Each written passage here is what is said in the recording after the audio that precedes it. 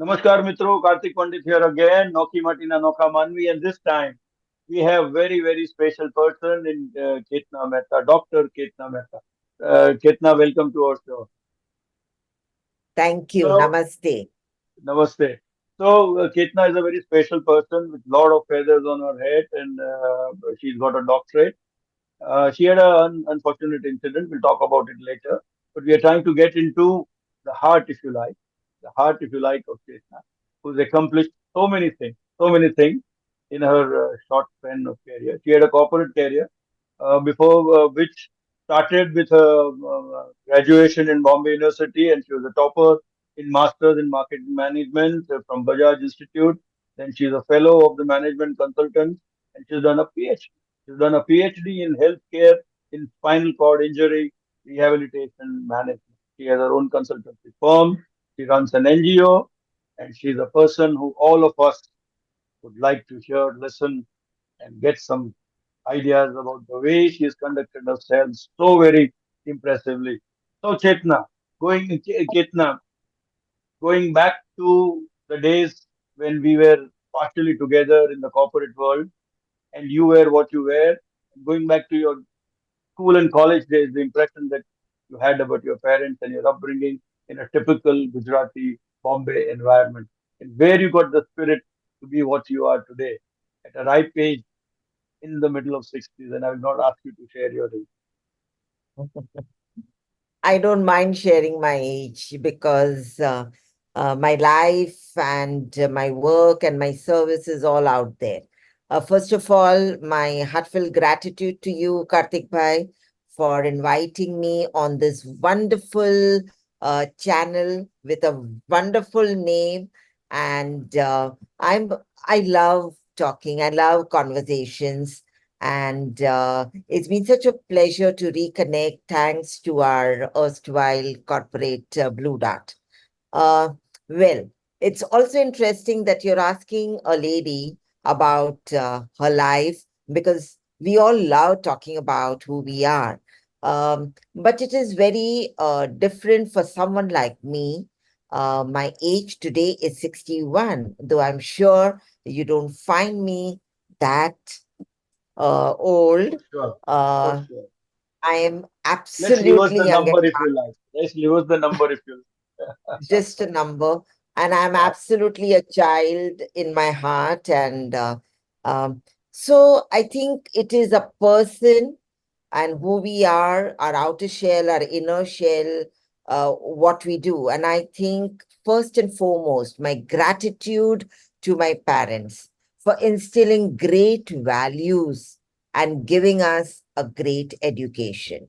um, diehard Mumbaiker, born and brought up in Mumbai, middle class family, dad working in Indian Oil, mother homemaker, but with such wonderful, caring, sharing, communication, doing things together, watching movies, and traveling, going out on beaches, picnics, everything was together. And I think that also gives us a sense of spirit, a sense of taking life decisions at a young age. My elder sister, Dr. Neena Doshi, just a year and a half older to me, uh, very popular homeopath. And she has been and continues to be my inspiration. Today, I can assure you that if you find me inspirational, it is all because of Nina, my motivate.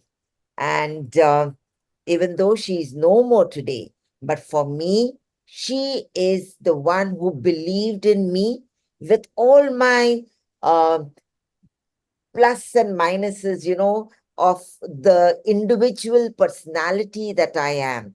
But she would she would believe in me, and she would believe in my talent, and she would believe in my intelligence, and she would say, just go out there, do what you have to do.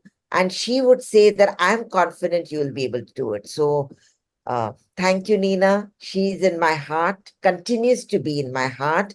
And I owe each and every success that we've had in my journey of Nina Foundation. My So you had younger a very, brother, yeah, yeah, sorry. Yeah, go ahead. Please go ahead. my younger brother Dhaval and sister-in-law Rupal and Dev, we lived together in Matunga in Mumbai. And you know how it is? Uh, Emotionally, physically, every which way, every day.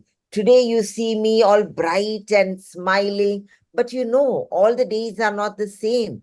I'm paralyzed waist down. I have a permanent spinal cord injury. I use a walker to stand and walk. I do physiotherapy. I have to do pranayam and yoga. It takes a lot to become and to be that energetic and that spirited. And I think they take the brunt of it because people, family who live with us, they know us in and out. They see us, you know, in our worst painful moments. And, we have our, we want to do things, it doesn't happen. They are the ones who listen to our stories. And I think first of all, gratitude to my entire extended family, my brother-in-law, Dr. Himanshu Doshi, who not only being a doctor, but being someone who knows us so closely and able to tell us as an elder, you know, because we don't have any elders in a house. And sometimes we need someone like him to tell us that, okay, you're not doing this, you are doing that, and, you know, things like that. I think this is what shapes us. My Dr. Parina Sumranwala, who's a sister, a homeopath doctor, a human being who understands me in and out. And we greatly believe in, I personally greatly believe in homeopathy. And for everything, Aje am thai che, tem thai che, you know, she's there at my, you know, just a phone call away. And I think Dr. Riten Pradhan and his family, this is what makes you, even though he's in UK, I can reach out to him. He's my best friend right from the time that I met with the accident. And of course, an extended family, my cousin brothers, Bhabi, Manasvi Bhai, Meera Bhabi, Nutan Bhabi, Kirti Bhai in Bangalore. I think my nephews, this is what makes me. So, first of all, gratitude for all of them. And I think all these mentors and friends create and shape us, gives us a spirit and makes us do all that we do. No, no, I see the gratitude in your eyes and very well expressed. And I think it's straight from the heart. Also, having said that, you are so rich to have a family and an extended family so nice and so supportive. I think it's something which God had destined for you, as He had destined for you the unfortunate event that took place in February '91, if I can recollect correctly. 95. 95. Yeah. So you were doing paragliding, and paragliding was not common and for in those days, and not so common in Bombay. How did you end up doing or going for a paragliding course, and then the mishap happened, and the life changed for you? Before you get into that, there were two life-changing moments that I realized happened in your life, other than so many others that would happen. One is the accident that you had. Another is your sister when she spoke something to you when you were being wheeled into the operation theater, and that sort of has been the life-changing thing and the spirit. So maybe we'll touch on both of them. So the spirit that Kitna has inherited from her parents, the paragliding incident, the accident, and the life-changing words that were given to you and the support in your family. Let's hear it from Uh, you directly. yeah, so I will try to, tell you about that in as concise way as possible. Um, uh, as the person who was very, very career focused, as someone who has worked with blue chip companies like the Times of India and Blue Dart, where we shared that journey, and also having my own management consultancy. So I have always relied on my brain power in terms of doing things. I am fiercely independent. I'm extremely hardworking. I'm very sincere with whatever projects I take up. And I also do not look at this is not my job. I've never had that thing about, I'm out there and I cannot do this. And I think all this has helped me during this course of 28 years. So, there is this concept called Nirmal Anand, which our parents always believed in, that you explore life and every facet of it, so that adventure streak was always in us as a family. And paragliding was never on my radar. I never had a bucket list that I should be doing this. At the most, we had done trekking and we had done yes. So I had, along with Dr. N.H. Atria, the first consultant of our country, India, um, uh, come up with this bright idea to do outbound programs for the corporate sector. And he decided, yes, let's do this. And we had offered the first outbound program in a national park. It was an overnight program. And at that time, I had participated along with the other corporate executives, whereby I had done rock climbing, I had done chimney crossing, I had done commando bridge crossing, and it was an exhilarating experience. I was quite young. I was just 30 years old at that time. Paragliding just happened, and I decided to go for it. My parents were no more by that time, and my younger brother had just got married, and we were, like double Rupal myself. And on Sunday, this was the 30th, the final day of the camp, I reached Virar, which is on the outskirts of Mumbai, and uh, uh, took off for my final flight, because it has been a process of learning how to carry the glider with you, climb the hill, and take off. And I took off from the hill, and the thermal in the air changed, and I crash landed.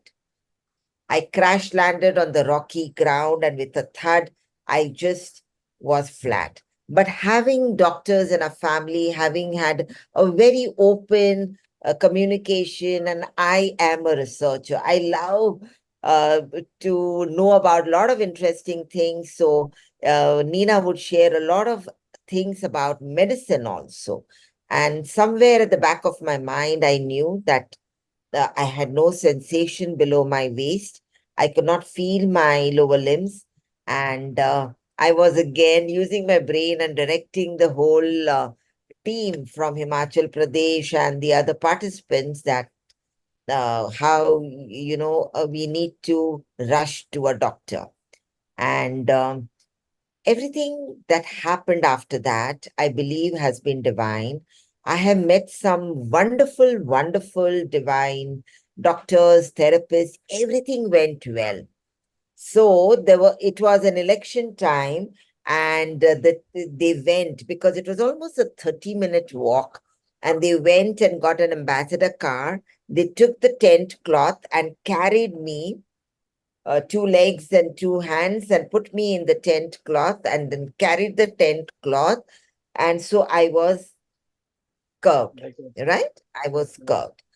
And they put me on the back seat of the ambassador car. I still remember it was a white ambassador car.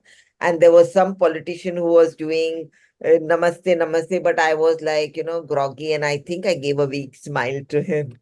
And we went, they had already gone, and it had taken some time. And when they went back to the doctor, whom they had already spoken to, Dr. Jadhav, he had gone off for lunch. So they asked a few people, and I'm so glad that Dr. Jadhav was out for lunch, uh, because I met the best friend, the best elder brother, the most brilliant orthopedic surgeon on this planet who was there. And he had a hospital there, Dr. Riten Pradhan, a gold medalist from Sion Hospital. And he and his entire family were there on a Sunday. He asked me Oh, as, questions. Yes, as destiny would have it, as destiny would have it. Oh, yes. And that's the reason, I have never blamed anyone for what has happened. It is destiny, and it was destined. And, anything can happen to anyone, anywhere. And this happened to me, maybe doing something very adventurous. At least I was doing something. And he asked me the phone numbers, who's there in the family, and all that. And I was answering, I was giving, or, I was conscious, which was again a positive. And he said that he called them up. There were no mobile phones, oh, 1995, and mentioned that to my sister. He called up because Nina was married in Kandivali with Hemubai, and spoke to them, spoke to Dhaval, and the way he also spoke to me, I just told him that, Doctor, will you please accompany me uh, till Mumbai hospital, wherever the other station, because they are all just, um, Himachal Pradesh adventure enthusiasts. And I don't know. I mean, I was so spontaneous. I've always been very spontaneous. I speak my mind, I conveyed it, and I don't know. He said yes. oh. And He was on a picnic yes. with his family, and he drove No, down it from. was not a picnic. It was his hospital. He had a It was the hospital. office. Oh, okay, It was okay. a hospital, an orthopedic hospital nursing home Oh, that he had there. and And he I came to was Dadar with you, is it? Oh, oh. He came to Dadar with you from his. in the train. So and then, earlier he was deciding to take in the ambulance, but then he realized that it would be too, it was a very bad road uh, at that time. It was not as good as now, maybe. And he said that it's better we travel by train. And I was on his stretcher.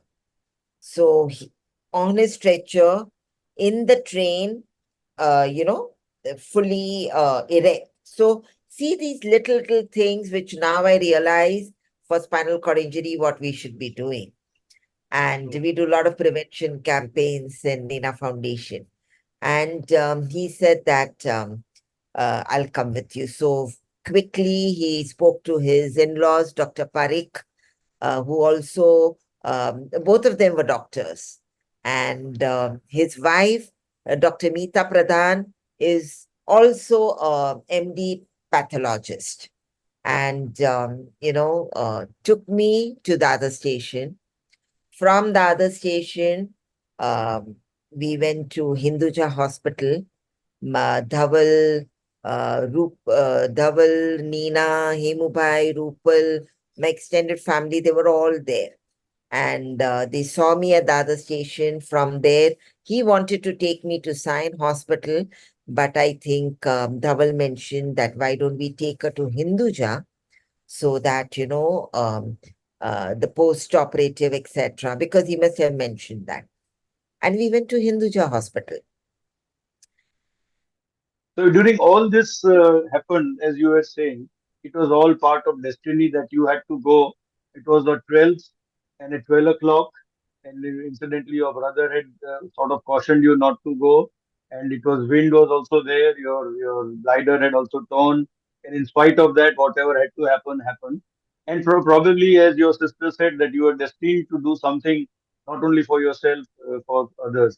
So now that we know about the spirit that you had at the time of the accident, in our next episode, we should speak about how you went through this whole unfortunate incident that no one should ever have, how you fought through that, how your family supported, which was always supportive, right from your parents who gave you the spirit of what you sort of developed in your childhood and in your starting of your career. And then how in your later phase, in the third episode, you would want to talk about what you are currently doing for about 105 or 1.5 million people affected by spinal cord injury and how the government needs to support that. How all of us who are so luckily able-bodied need to see it from a different angle and support in whichever way we can, not as a way of support, but in way of doing it something that we should do for our brothers who are unfortunately affected for whatever reason. Some of them are soldiers who are affected at the border, taking bullets to keep us alive. Having said that, we come to the end of our first episode. Very soon we'll come to the second one. It's an absolute pleasure, Ketna, to talk to you. Such insight, Thank you such so much. philosophical life, such a brave person. So many things to learn. Look forward, guys. Look forward, friends, to our next episode. Bye for now.